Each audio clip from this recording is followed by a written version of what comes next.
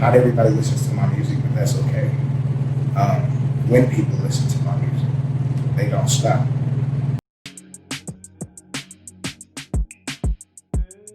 This is JR, aka or BKA, J Togan. And it's Trench Life, you already know what the business is, man. TL for the game. And yeah, man, I'm just here with, you know what I'm saying, Ash Nash. We in here doing it, you know what I'm saying? We doing the do. We in here. Omaha, Nebraska, Northside, you know how to fuck right. I'm Bigg P Da Beast from Omaha, Nebraska, the 402. I'm an artist. I rap. I write. I promote. I do everything, man. I'm like a one-man band. You know what I'm saying? Bigg P Da Beast from Black Ribbon Entertainment, Omaha, Nebraska. Also known as Charles, the guy. So what's up? My name is Cole Case. Born and raised in Omaha, Nebraska. I'm a musician. I can't really label myself as just a rapper or a singer because I do many more things. But you know, I guess that's that. Sure, what it is T Trees in the building, aka Mr. Talkback. We up in here in the production room. I'm with Ashley Knox. You feel me? We up in here getting this interview popping. We feel I'm finna pop my shit. You feel me? Like my mom probably got a lot to do with it, probably because like when I was 4 or 5 years old, I used to be in the back seat, and she'll be blasting B40, Snoop Dogg, or Tupac, or whatever it was. Like, so it probably was just like instilled in me, like a rap thing, like for real. Like I kind of like, yeah, I think that was just meant for me to do for real. And like my uncles, they all rap and all that, but like they were showing me how to make beats, like when I was little. They wasn't necessarily showing me how to rap. Right. So like the whole rapping thing, I think that was like really instilled in me. I was about probably 9 the first time I really freestyled. Word? So is that your preference? Like you love to freestyle? Like Yeah, when I first got really into rap, I was a battle rapper. I used to go around and battle. I really didn't care about the booth. You know, I really didn't care about sales or making a song or doing a video. I was like, nah, I ain't worried about that. I just want to eat you. You know what I'm saying? You think you cold, I'm gonna show you ain't better than me. So I was battle rapping at first. But then I'm like, you know, at that time, you can only get so far in battle rap. You know, now you got Smack, the URL is so huge. You got battle rappers that superstars now. Back in the day, you look at battle rap, you're like, I don't want, you know, they look local to me.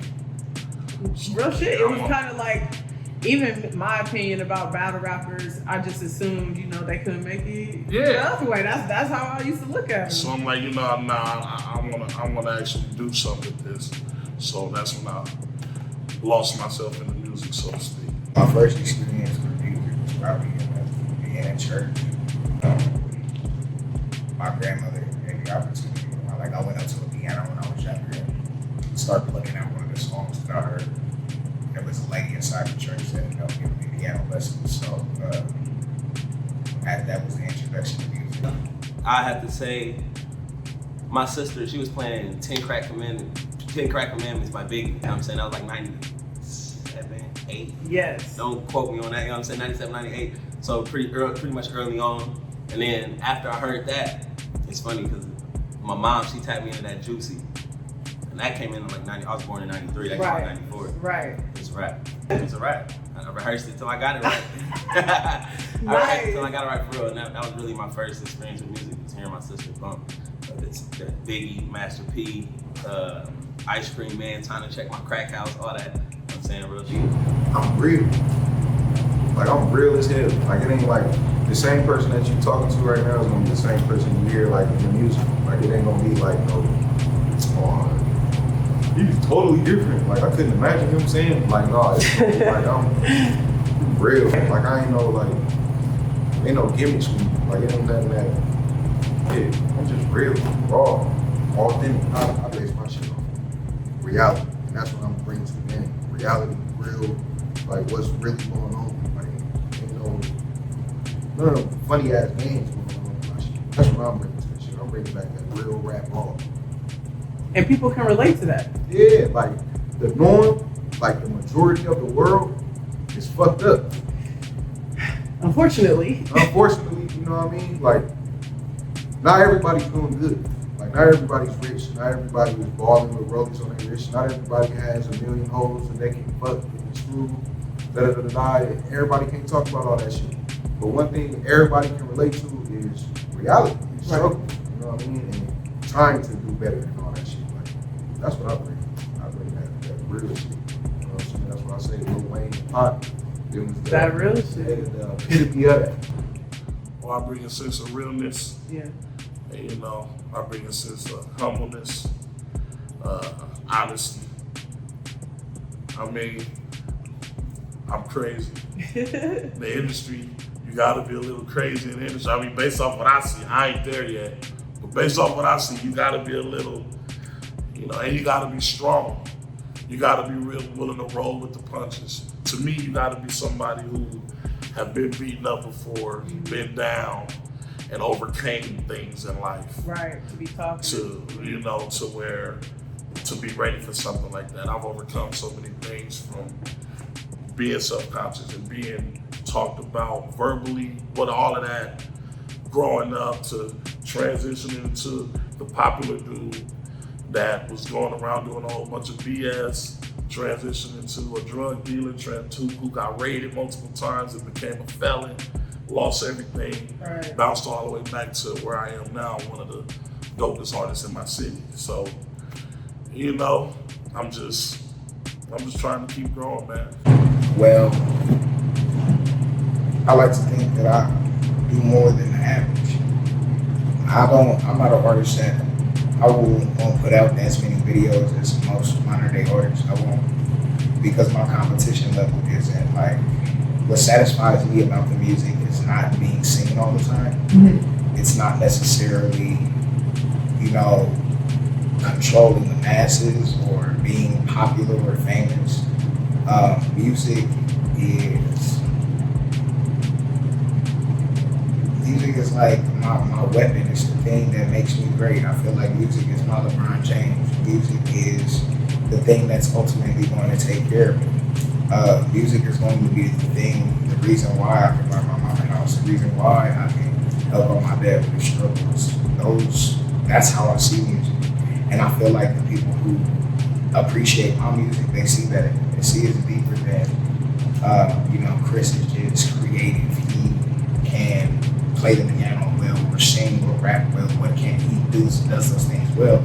I feel like if you're a fan of my music, there's a certain level of intellectuality that you have to have. Bully rap is back. Bars is back. We ain't playing. Ain't no backpack rap. We doing this shit for real. We not playing with no cool music, no hype music. I'm rapping. We really rapping. Okay. For real. That's what I bring to the industry. Yeah. A lot of people say hip hop died, and I get it. I don't like that statement though, because when they say hip hop died, somebody had to let it die. You know what I'm saying? There's a whole bunch of lyricists in the game that let it die. Right. So that's what I'm bringing back to the game. Life. It's just my opinion, man. Man, what motherfuckers gotta do in the city is look in the mirror. Look in that motherfucker. Look into your deep self and be like, man, is this really what I want to do? You know what I mean? Like, really, like, because I feel like a lot of people rap to be cool. Right. Like, you know what I mean? And which is cool, because I remember them days doing shit to be cool. You know what I mean? But that was way back when I was a fucking teenager. Niggas is grown now. So, I'm saying this to say this. Niggas need to look in the fucking mirror and really look deep down into their shit. And look into your shit and be like, all right, this is what I want to do. All right, bam. And if it is what you want to do, how are you going to do it? What are you going to do, nigga? And who are you going to be talking to? Like, who are you directing your shit to? Like, because I be feeling like, man, the music that people make in the city is just kind of like everywhere. Like, ain't nobody trying to be themselves, man. Like, be yourself. Like, don't fuck what everybody say. Fuck that shit. Because I wouldn't be where I am today if I ran about other motherfuckers. Fuck that shit. I'm not worried about nobody. I'm staying in my own lane. I'm worried about me. I don't care if motherfuckers say my shit weak. I don't care if motherfuckers say my shit cold. People be worried about what goes in these two motherfuckers right here. Y'all too worried about what y'all hearing and all that shit. We're too worried about lights and all that shit. This is my opinion. This is just my opinion. I could be wrong, but this is just what I see. You know what I mean? And yeah, and all of that boils into originality. That's what I mean. You know what I mean? So y'all niggas, man, look, I'm telling you, because when y'all getting that big screen, the big world, I'm telling you, it's gonna be big critics, and y'all think people from the city is harsh. Wait till you hear an Atlanta nigga or a CEO or a big name millionaire rapper say your shit trash. Y'all ain't gonna know how to react to y'all shit. Because y'all already too focused on what motherfuckers is saying, and that shit fucks up y'all flow, y'all creativity and all that shit. So yeah, man, look in that mirror and really look like, all right, a rap artist. This is what I want to do. That's what you need to do. Every artist around the city. Look in the mirror and ask yourself, this is what you really want to do. If you got a small smidget ounce of doubt, next. I feel like a lot more people here care than before. I see a lot of people debating on social media about music and the artists here. I see that. I didn't used to see that. I see that now. People actually be giving a damn. Right. I see that. I think artists here still need to work more on working together. Not being, we gotta be more unified instead of so competitive. Right. Because you can be competitive and unified. You know what I'm saying? Because it's Omaha versus everybody, whether they see it or not, whether they want to believe it. I've been doing this for a long time. It's us versus everybody. Right. Yeah, so if you going to get your own city or you looking down on your own city, you know, you're kind of hurting yourself. Because we gonna have to come out and knock everybody out together, like Atlanta did, like them other small cities who people doubted for decades and said wasn't nothing, and then they came in and took over. Atlanta used to be like us, and then Atlanta used to be like Omaha. Right. Atlanta, they believed that they had to leave Atlanta to make it. Atlanta wasn't always the hot spot. Right. You know what I'm saying?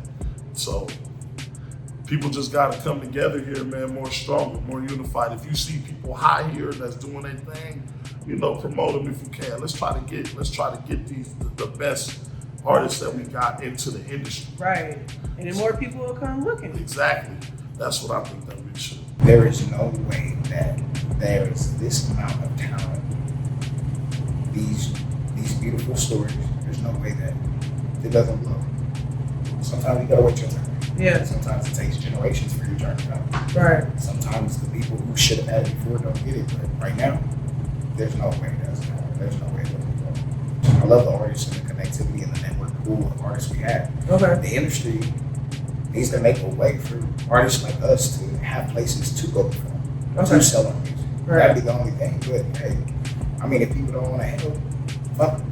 When I think about the music scene here in Omaha, I think a lot of people is too focused on being the best in the city, or being the most populous in the city. Right. Or worried about the likes.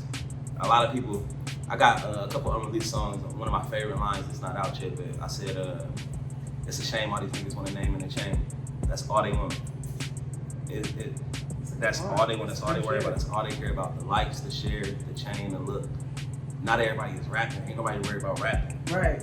I'm bringing it.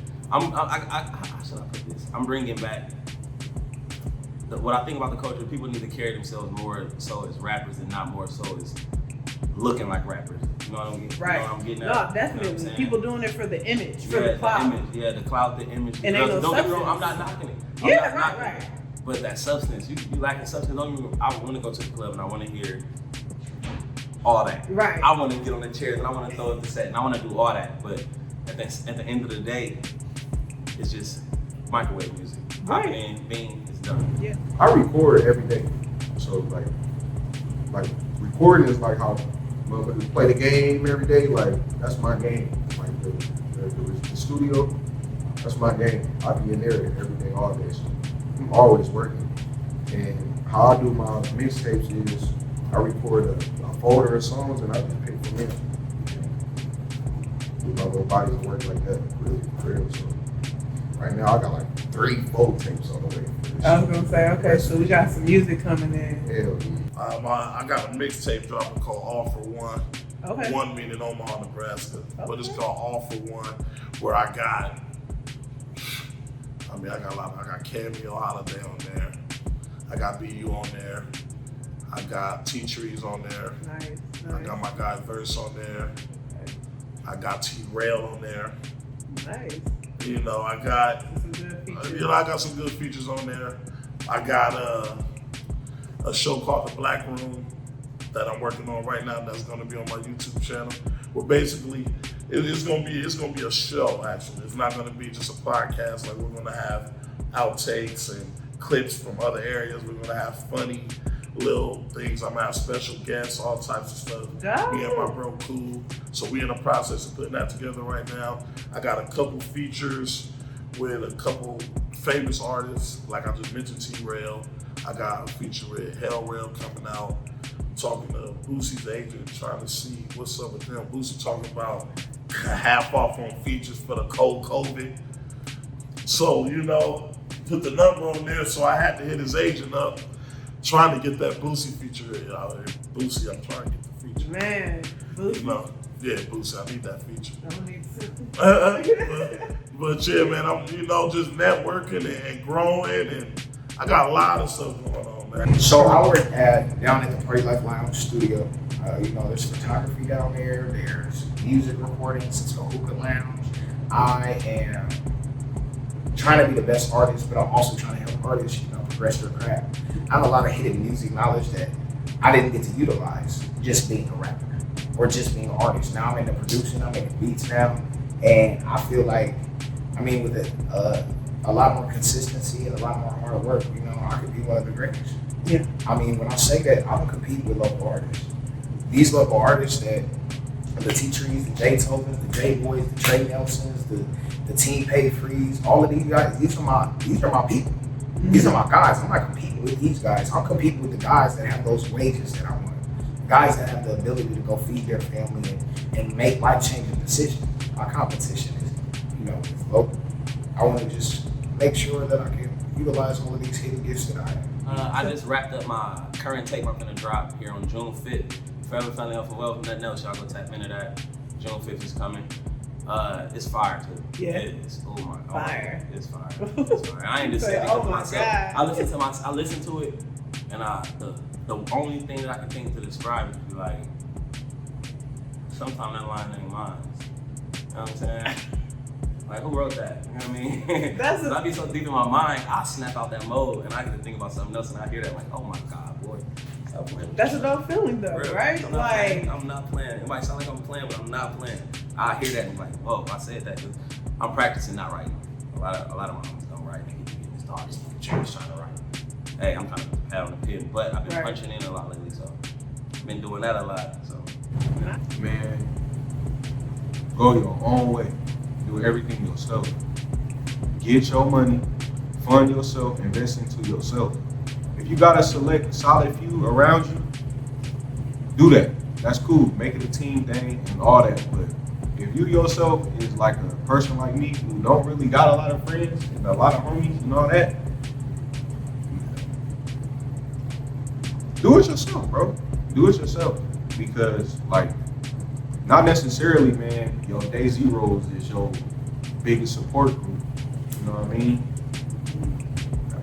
People that only been knowing for a certain amount of years has done more than family, bro. So you gotta do shit your own way, man. Don't worry about what other motherfuckers is talking about, bro. Do your own shit. And as long as it's solid, what can a motherfucker say? Like, that's my advice to every young artist. Do your shit your own way. Stop listening to niggas. Don't listen to, especially niggas from here, because niggas don't know what they talking about. Ain't nobody made it from here, bro. Ain't nobody made it from here yet. So stop listening to niggas. You know? Fuck that. Niggas don't got the answer, sway. Just make sure that you understand that in the beginning, everything's not gonna come easy. Nothing's gonna be perfect. Everything is hard. Everything. That's real. You know what I'm saying? You're gonna go through ups and downs. This game ain't cheap. You're going to experience hatred. So you gotta tell yourself these things going into this, so that way you know what you're ready for when it comes your way. If you already know that you're talented or whatever, you get your compliments or whatever, that's to be given. Don't worry about that, because that's going to come regardless. Prepare yourself for the things that people's going to try to do to knock you down. You know what I'm saying? You got to stay down and stay strong. So that's what I would say. I would suggest that whatever you do, and I'm not going to give you the cliche answer, like whatever you do, go hard. No. Study yourself and don't make decisions based off of how people respond, because it's a poison, it's triggering. If I only recognize and I only work hard when you recognize me, then some of the greatest things that I maybe could do, I'm gonna stop. My motivation isn't here when you're not here. Right. And sometimes the greatest things happen behind closed doors. Right. Those levels of creativity that I reach when I'm in the studio by myself are unmatched. Yeah. I can use the entertaining thing and just be around people and be a jester of the room, but when you buy it yourself and you tap into really how you feel, that's anything. Right. Sports, business, if you sit yourself in a room long enough and ask yourself, what do you want, and start thinking about how you're going to get there, there's no reason why you should be able to obtain it. There's no specific timeline I can give to someone that, hey, this is how long you have to be great, because if I had that recipe, say, hey, we all have it, but it would just stay consistent whatever you do. I would suggest that whatever you do, and I'm not going to give you the cliche answer, like whatever you do, go hard. No. Study yourself and don't make decisions based off of how people respond, because it's a poison, it's triggering. If I only recognize and I only work hard when you recognize me, then some of the greatest things that I maybe could do, I'm gonna stop. My motivation isn't here when you're not here. Right. And sometimes the greatest things happen behind closed doors. Right. Those levels of creativity that I reach when I'm in the studio by myself are unmatched. Yeah. I can use the entertaining thing and just be around people and be a jester of the room, but when you buy it yourself and you tap into really how you feel, that's anything. Right. Sports, business, if you sit yourself in a room long enough and ask yourself what do you want and start thinking about how you're going to get there, there's no reason why you should be able to obtain it. There's no specific timeline I can give to someone that, hey, this is how long you have to be great, because if I had that recipe, say, hey, we all have it, but it would just stay consistent whatever you do. Focus on your talent. Everything gonna come with it. The girls, the jewelry, the hype, the likes, the shares, the reposts, all that's gonna come with it. Focus on your talent. You know what I'm saying? Right. The talent. I get into it with a lot of people. I ain't even gonna say their names, but a lot of close people I get into it with. Maybe worry about my trees. You don't want to do the post. You don't want to go live. You don't want to do all that. It's not about that I don't want to do it, but who am I trying to act like? Right now, I'm getting a couple thousand views on YouTube. That's cool, but it could be way better. Who am I trying to act like? I ain't got there yet. Right. It's gonna come a time where I can do all that. People ask me, oh, you ain't gonna do a mixtape party for what? What am I doing a mixtape party for? See, you just really It's gonna be a time. It's gonna come. That's gonna come. See, that's it always go back to what you in it for. What you in it for? Is you in it to throw a mixtape party, or is you in it to get mentioned with Pop, Hov, Biggie, Wayne? Is you in it for that? And that's what I'm in it for. You know what I'm saying? I don't give a damn about nothing else. I want to see all you rappers popping, not popping. Get more serious. Just get more serious, and myself included. Get more serious. I shouldn't be on my second tape. People know me from rapping, rocking the lunchrooms from 2008. You know what I'm saying? Why am I just not on my second tape? Right. Get more serious. That's it. Hey, that's real. Get more Keeping it real serious. with yourself, too. For sure. Oh, yeah, definitely. If you can't keep it real with yourself, quit. Then you- Quit, because you're finna go in that studio and you finna get to talking that talk, and ain't nobody gonna believe you. You gonna lose yourself. Right. You don't want to lose yourself in this. That's what I do not want to do, because I do see a lot of people lose themselves in it, even with the local people. The local fame, oh my goodness, it's like crack. They're Right. addicted to it, and they take them down through there, and it's just they in too deep, and they turn into somebody who they didn't even know they was. Facebook, J Tobin, Jay, last name Toven, J Tobin. Instagram, same thing, Jaytoven 05. Well, that's 05. So J Tobin 05. That's on Twitter and Instagram.